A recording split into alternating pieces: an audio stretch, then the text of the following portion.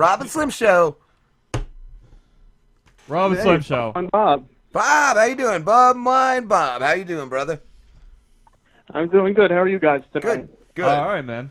Slim was enjoying some Spam and Sam Adams. Earlier. Well, no, I drank Sam Adams and Spam. We blended it together. It was very good. Probably better than any wine you've ever drank. Well, do you drink wine, Bob? I think you do the best of... It's better than any wine that I've drank. It's not saying that much. I can't give too much credit yet. You do like the best of like cheap liquor, right? Yeah, anything, bottom shelf, cheap booze, cheap wine, cheap alcohol, that's my wheelhouse right there. Why did you go that route? Like, that's a really cool it's a cool subject. Mm-hmm. I mean, even though it started even before, like now everything's all craft beer, this craft everything now. I mean, the beer snobs are all over the place, and I saw there's no respect anymore for the bottom shelf. The stuff that would get you through the night for like $1 for the tall boy of our beer. And you don't see that anymore. Nobody gives it any love. The boomerang vodka. Boone's Farm. Yeah. Or Fleshman's Whiskey and Gin. I remember, God, I guess of being like 16 years old in high school, drinking Two-Finger tequila. It came in a plastic bottle with a screw top. What was that? What did you have at Christmas? Rumple Mints? Or That was Rumple Mints. Yeah. I remember my friends in college used to drink Rumple that, Mints, and I was like, I wouldn't even drink it back then. And then there's Black House. Rumple too. Mints, and I was just gonna say Black House. Black That's House. another classic. I've had some College. The bad teenage drinking escapades, and you just get your hands on whatever you could for the least amount of money to try to get messed up. I would never even touch like Natty Lights or Natty Ice back in the day. When you mix the mints with the with Jägermeister, you get a screaming Nazi too. I like the Jaeger though. I could definitely rock the Jaeger, but I do love Jäger. not the Yeah, mints. Jaeger is good. Yeah, I don't know. Have you had the vanilla spice Jaeger? Like it's a seasonal one around Christmas time. No, Yeah. that sounds good It's though. really good. It's really good. I bet that'd be good man. in like eggnog. Yeah, it is. It Yeah, man. really Sounds is. all right. Sounds good. Jägernog, I like to call it. Help you get through the holiday season in one way or another. What about Laird? Anyone ever had Laird's Applejack? They make it right here in Yes. New Jersey. I used to Terrible. coach softball with the guy who was the lead distiller at Really? Laird's. Yeah. Yep. Oh man, that's And he was so proud of it. I was like, why? it is. Have you heard of that one, Bob? I have not heard of that one. I'll have to add that to my list. Yeah. In my travels, I come across people and they always ask me, have you tried this thing or that? And I say, well, no. And if I have to find it or have somebody send it to me, come hell or high water, I'll have to get my hands on it to give it a taste and a review at the site. Nice. I could send you a bottle if you want. Go out and buy you a bottle and send it to you. What was it years ago? Our buddy Derek had brought that toxic waste shit. I brought that. Oh, you brought that? I found that. Dude, that's right. He wouldn't stop drinking it, dude. That shit was so good. I saw this stuff, and the reason I bought it is because I found it in Weird New Jersey magazine. Is that shit that has the devil on it? Yeah, It's got the yeah. devil lock? And Yeah. it's like it looks like a light stick. It's like bright green. But if you mix it with pineapple juice, it tastes like Mountain Dew. Like exactly like Mountain Dew. We weren't mixing it. We were just but we were just drinking it. slamming it, bro. It I was don't good, think you though. even told us that when you brought it over. I thought it just tasted like Mountain Dew on its own, though. Yeah, I guess it kind of did. Kind of does, whatever. That was another really good one. Yeah, Toxic waste. you gotta, like I said, you gotta come up with your own concoctions. That's what I've done too with the bum wines and the cheap stuff. A lot of people won't drink this stuff, straight up because high alcohol content. It's gonna give you that burn on the way down. So if you cut it with something, tasty, then you can kind of trick people into, drinking the cheap stuff and they won't even know. Slim likes it straight, but he butt chugs it. Oh, he boofs it. We should do a butt chugging competition. Bob, so Hey, whatever you got to do to get your buzz going, Right. That's my prerogative. Hey, man, so that's how do you go about this? Do you do like a podcast where you review several ones a day, or do you just do like YouTube videos where you review like one wine and then do another one? Like, how do you go about it? Well, the main everything started off with the website, the blog I started at Bumming. You there? I think we lost you. Call right back, Bob. Bob, the number's still there. It's still going, but yeah, dude, call us right back if you can hear us. Yeah, we can't hear you, man. I'm gonna hang up. Oh. Let me, should I try calling him? Call phone? Yeah, give that a shot.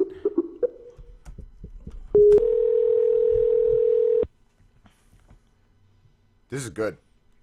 Yeah, That is good, right? Yeah. It's good.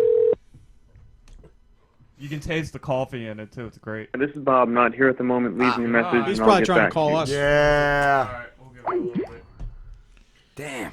Yeah, but But, there's so Yeah. I'm sorry, I was out of loop. I guess he has like a blog where he just reviews like bottom shelf. It's a podcast and a blog, and he does it live too. The podcast. Oh. Okay. Oh, that's cool. That's why I was curious, And it because seems does like he does more than one drink. Oh, he every does show. one drink. Okay. Like the last one, he had a drink mailed to him from I think Texas, and he makes a drink that it was real similar to. So he'd been talking about his drink, and I guess one of his listeners heard about it and sent it to him. Bob.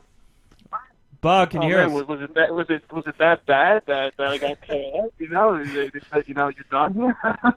It just completely went dead, bro. What were you saying about the blog? Yeah, the blog at bummingbobcat.com. We usually do. Personally, I do a weekly review, usually every Friday, for a feature of the week. Cheap beer, wine, alcohol, really anything that I can get my hands on. Then I do a podcast every week. We're doing usually Monday nights now. I'm doing a live show at 10 p.m. Where we, do some taste tests, go over what's going on in the drinking world, and really anything goes in the drinking world. Nice. I heard you talk about too your Battle of the Booze tournament bracket. How many alcohols do you have in there? It's a 64 team alcohol tournament that we have set up. I did it last year. It's kind of like a test run. I did just a 16 team booze bracket, but a lot of people were complaining. They said they wanted conferences, more alcohol. So this year I decided to go all out. We have 4 different conferences. There's classic cheap booze out there that people can vote on for their favorites or their worst, how they want to categorize it, and we will crown a Battle of the Booze champion. Nice, dude. That's cool, man. Do you try every one of these? Every one of the booze? About probably 85%, I can say. I've done every booze that I have in there has been reviewed on the website before. Nice. Either by me or some of the other guys that I have contributing. So I don't just want to grab any random stuff. I try to keep it, as honest as I can with the stuff that I've actually drank. But with this many alcoholic beverages in this year's tournament, I had to kind of reach out a little bit to get some more on there. I have a quick question for you.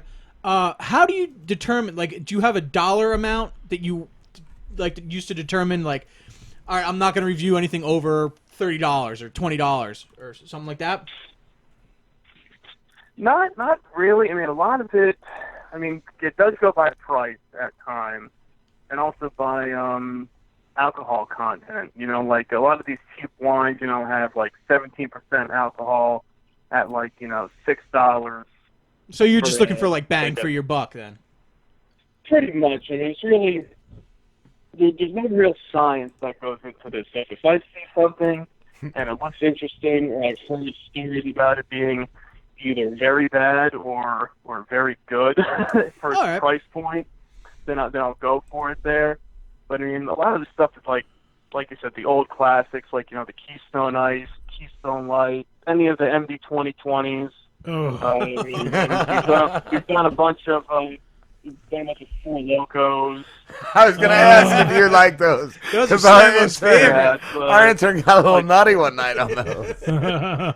Yeah, and like 40s, 40s are always a great choice too. Any malt liquor, things like that. I mean, I have reviewed some like classier stuff, some craft beer on occasion, to appease the craft beer crowd, but the main area is the cheap booze. I heard you talk about too recently the plastic versus glass bottles, and what's the? I mean, just because what's the only like pro I could see to a plastic bottle is not smashing somebody with it. Like, is there any other Yeah. good quality to having a beer or something in a plastic bottle? Not really. I mean, and that's what people have been. The people that I deal with our malt liquor crew that are really saying, to try to get the glass bottles back, because they do say it is a different taste of the alcohol in the plastic versus the glass. But I mean, they did it the whole thing to be like eco-friendly. Somehow the plastic was better for the environment than the glass bottles. I mean, who knows? I don't know But how. they are starting to creep back in. They just announced that Mickey's is now back in glass 40-ounce bottles after being in plastic for the last couple of years. So, Oh wow, I didn't even know they went plastic. Yeah. Yeah, they went plastic a couple of years ago, and they recently, there's been a lot of sightings out there. People have picked up some fresh glass 40-ounce bottles. So, people complained and got the ball rolling, and the glass bottles are making their way back Now now. hobos are getting shanked left and right. Yeah. I know. I mean, that was the only thing, and I had brought it up a bunch of times, saying that, I understand, like, if you just spent your last, $2 on a 40-ounce bottle, and you walk out of the liquor store and you drop it on the ground and it shatters in front of you, and that's like your hopes and dreams, like, Yeah. going down in flames. Then you're throwing cinder blocks got at a mother's minivan. You don't care at that point. Yeah. Have a plastic one. You drink the plastic bottle, it just bounces off the ground and you still drink it. And it's a good And, time. You And chase it it is into traffic safer, and get hit by a car. Where did my jerky go? And like I said, hobos can't, break them out and stab each other with them too. So I guess that helps hobo deaths, I guess. I mean, other than that, I see no real positive reasoning for it. Yeah, I don't think it affects the taste either. I think, like... See, yeah, I didn't really. I remember I was at a concert once and they had plastic Bud Lights, and I didn't think it tasted that much different. If it's a clear... Yeah, I mean, I think it's a mental thing. People just drinking out of a plastic bottle that are used to drinking out of a glass bottle, and they just hate the idea of the plastic bottle. They'll just mentally think, you know what, this sucks. But I mean, I drank out of the plastic, I've drank out of the glass, and there's really no big difference I could come up with. What I'm sure makes a difference, though, like if it's in a clear bottle, whether it's glass or plastic, and you put it and it's exposed to light, it's gonna skunk it a lot quicker. Yeah. Yeah, that's the thing.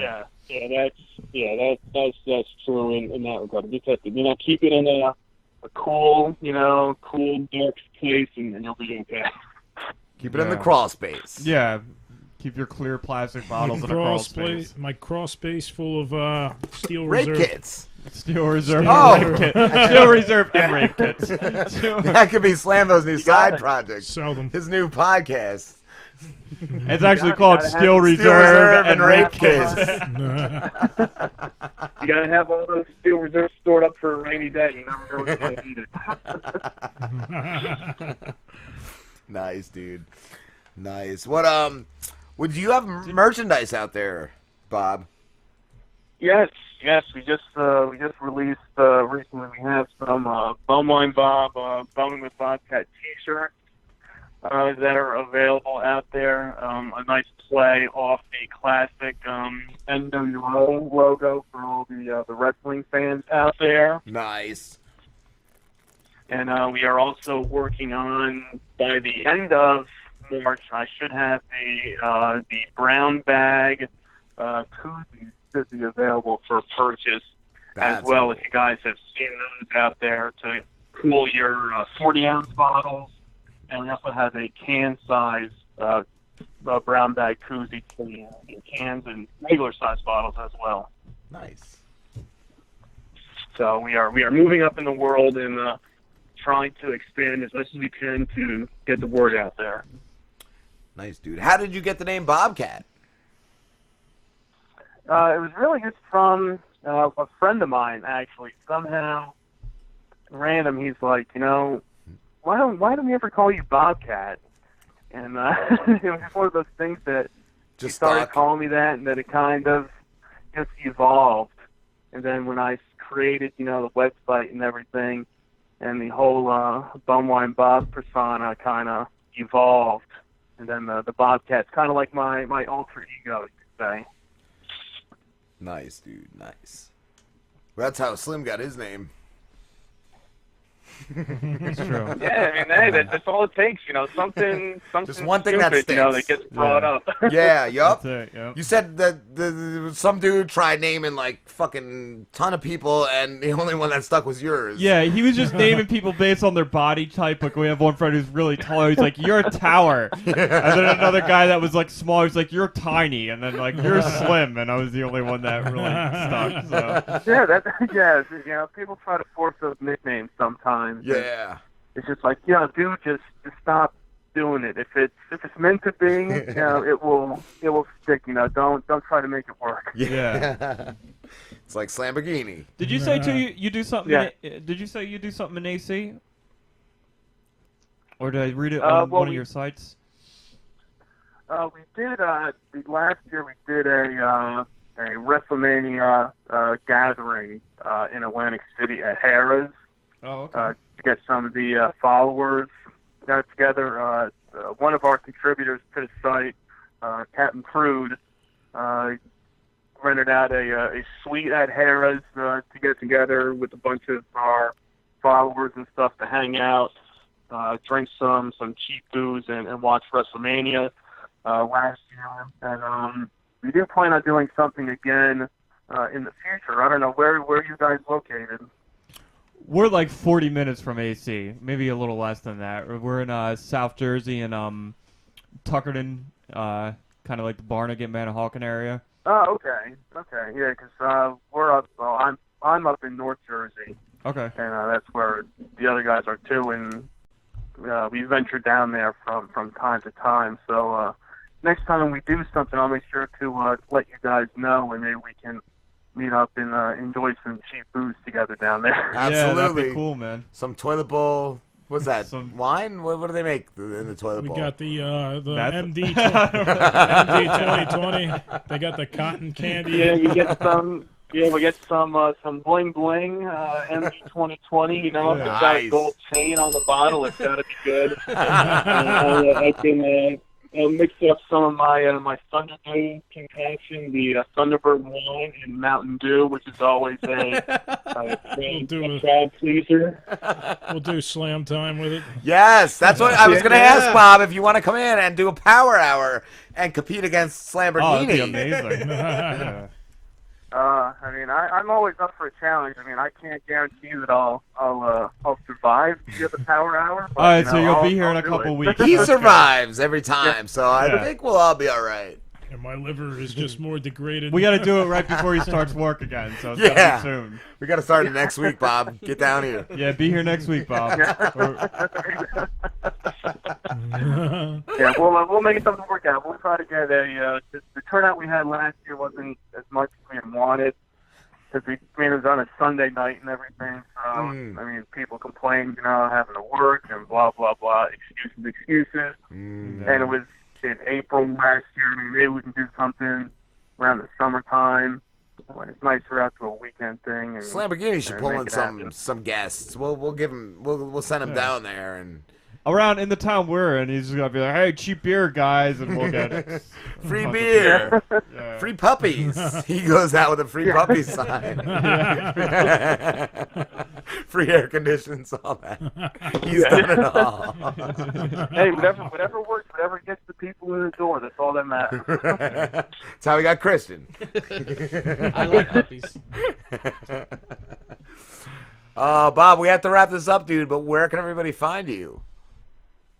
You can hit up the website at bumwinebob.com to check out all the reviews, the podcasts, everything else that I'm up to. You can follow me on Twitter, Instagram, Facebook, pretty much any form of social media at bumwinebob or at _bumwine on Twitter. And yeah, I think that's about it. The podcast we're doing now every Monday night, live at 10 p.m. Eastern time. And you can check out bumwinebob.com for info on that. Nice, dude. All right, brother. Have a good one, Bob. All right, thank you guys. I appreciate you having me on the show, and enjoy some more beverages and have a good time. Thanks for coming on, dude.